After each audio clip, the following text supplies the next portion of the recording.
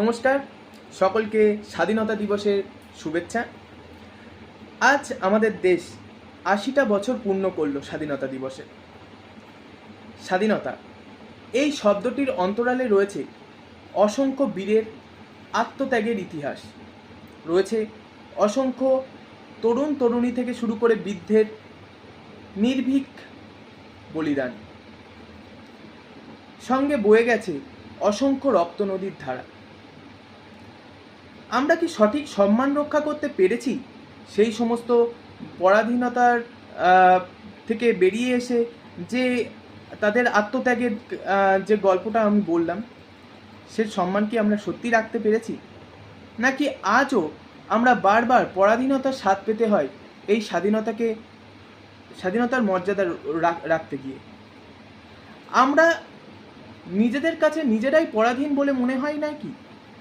হ্যাঁ, কথাটি শুনতে একটু হয়তো খারাপ লাগছে, কিন্তু একটা স্বাধীন দেশের মানুষ বা তাদের জাতি, তারা কতটা তাদের দেশকে ভালোবাসে বা তাদের দেশের সম্পদকে কতটা সম্মান করে, সেই বিষয়টি সম্পূর্ণ নির্ভর করে কিন্তু সেই দেশের মানুষের আর 5টা সাধারণ দিনের উপর। দেশের সর্বত্র আবর্জনা এবং নিজ মনের আবর্জনা দুটোই একটা সভ্য এবং স্বাধীন দেশের বা স্বাধীন রাষ্ট্রের পরিচয় হতে পারে না।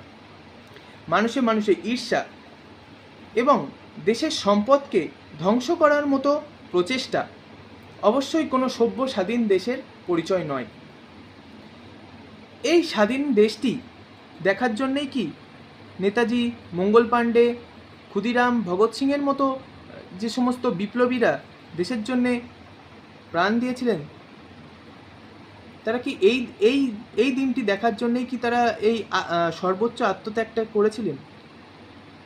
আমি যদি বলতে শুরু করি তো গোটা একটা শতাব্দী কম পড়ে যাবে সমস্ত বিপ্লবী এবং স্বাধীনতা সংগ্রামীদের বিষয়ে আমি যদি বলতে শুরু করি। তবে আজ এই বিশেষ দিনে যদি দেশপ্রেম একটা বদ্ধ অঙ্গীকার হয়, তবে আমরা সেই অঙ্গীকারে আবদ্ধ হতে যেন পারি, দেশকে আরও যেন সুন্দর এবং সমৃদ্ধ করতে পারি। তো ঠিক যেমনটা সমস্ত স্বাধীনতা সংগ্রামী থেকে শুরু করে সমস্ত স্বাধীনতা সংগ্রামী থেকে সমস্ত বিপ্লবী মহামানবরা চেয়েছিলেন তাদের নিজের প্রাণের বিনিময়ে, আমরা নিজেদের প্রাণ দিয়ে হোক বা যে কোনো ক্ষমতা দিয়েই হোক, আমরা নিজেদের এই গর্বের স্বাধীন দেশ এবং তার স্বাধীনতাকে রক্ষা করব।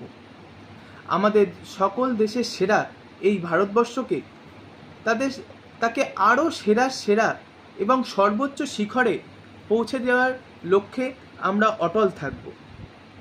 নমস্কার।